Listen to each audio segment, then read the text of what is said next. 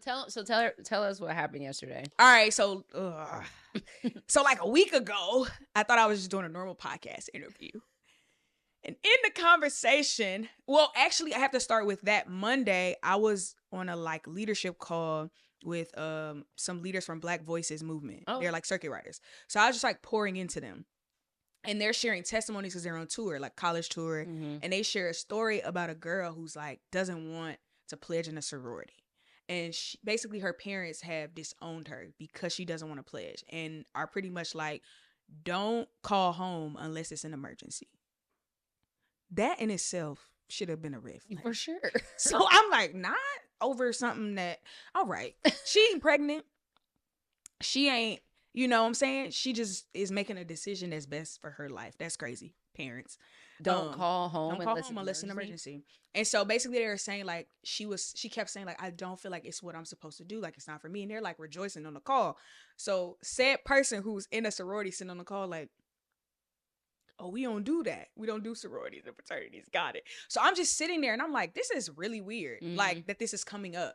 So then fast forward, that was Monday. Fast forward to Friday, I get in a call, like a podcast interview, and this girl is just asking me random questions about purpose and all this stuff. And somehow ends up saying like, oh, I, recently renounced my sorority. And I'm like, so she's talking to me. And in my head, I'm like, hey bro, what you after? Like, because there is a way somebody can say something where it's not, it's not them. Random. It's like God's using them to say this, but it's really him being after you. It's an invitation. Yeah. And so I finally just, at the end of it, I said, like, could you tell me what sorority it was? It was the same sorority I was in. And I was like, oh, this is crazy. And so I kind of like hear her out. Mm-hmm. I've been in the sorority since 2011. So almost like 13 years. Mm-hmm. And I've never wanted to have a conversation about it. Like, I never felt like I did anything that went against God, like in my process and anything. And I'm just like, I don't want to talk about it. People be real aggressive and they stepped into a new truth. And now they like, I'm going to hell if I don't accept that truth. And I don't like that. Yeah. I don't like the way it makes me feel. So I just be, and then people, I always get DMs. I always get comments like, what do you think about Christians and sororities and fraternities? And I'm like, I don't think about it. Yeah. Should talk to God about that. Yeah. He knows. And so I ended up yesterday listening to the podcast because the girl sends me a podcast she did, and it's like an hour. I listen to it. I cry. I hear her say things about an oath that I took. Here's the thing she said to me that could have been the only thing in the podcast, and I still would have made the same decision. She says, she's talking about like some things that happened in the process, and she goes, when you show up to an altar without a sacrifice, you know what that means? You're the sacrifice. And I said, oh my God. And then she said, we say something to the extent of like, this is forever until the day of judgment. I said, what? And then she was like, yeah. And then we said something like, we take this oath in front of the eternal spirit of truth. And that eternal spirit of truth is capitalized. I only know one truth, and he ain't okayed that oath. And I was, to be completely honest, I was devastated. And I was like, that wasn't your intention, obviously. Wasn't my intention. And I was like, God, I have been in covenant with Satan. And the crazier... And it's that deep. That's what I'm saying. You know what I'm saying? Like, I'm not trying to. No, it's actually that. Deep. And I don't know anything about that life, sorority, fraternity. My family is, they know about that because they're in those organizations, but I've never went through the process and didn't know any, but it is that deep. It is that deep. And I'm going to talk about it in depth. Like she sparked, like now I'm like, no, I want to know because all right. Yeah. Because you try to play me.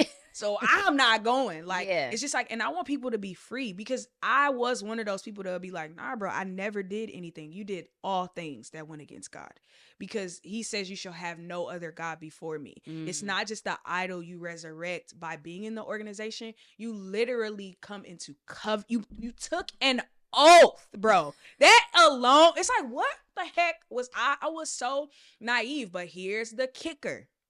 And here's why I love God so much. And I can only be frustrated with myself because I pledged spring of 2011 and fall of 2012. I tried to denounce my letters because I felt like it was what God was asking me. I didn't have any revelation of the deep things of God.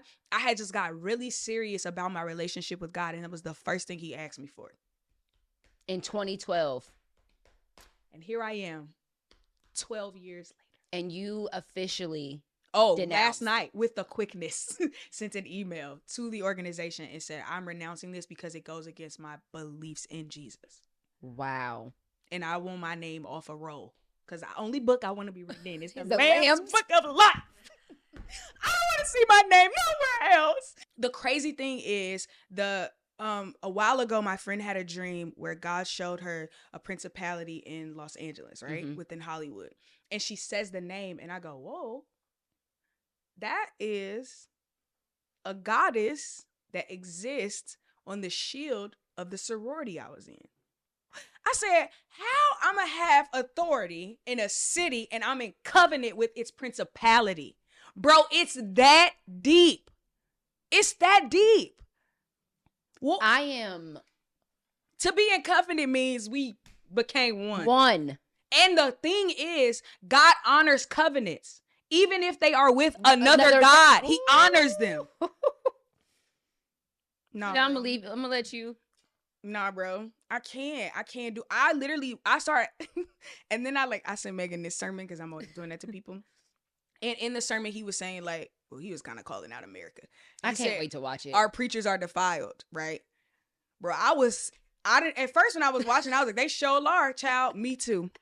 Defiled.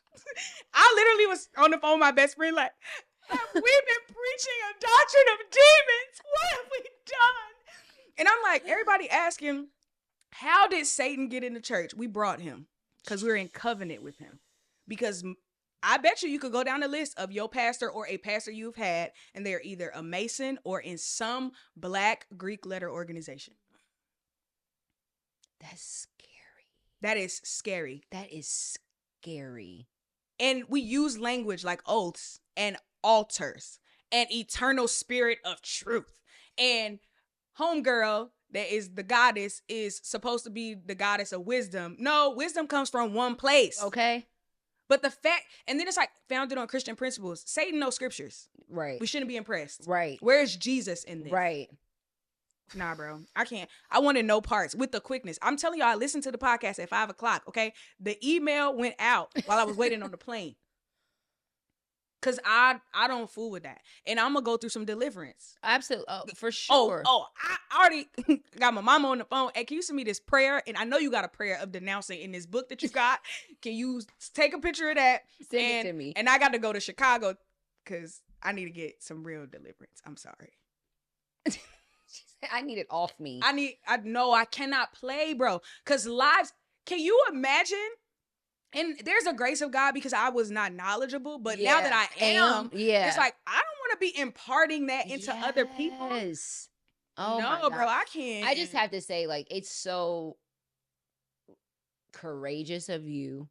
And I know you're doing it out of obedience. So I'm not trying to I know this came from God. Yeah. But I'm just saying still for you, because you said you're in a season of saying, you've been in a season of saying yes to the Lord. I came really quickly because it's that crazy. I'm just that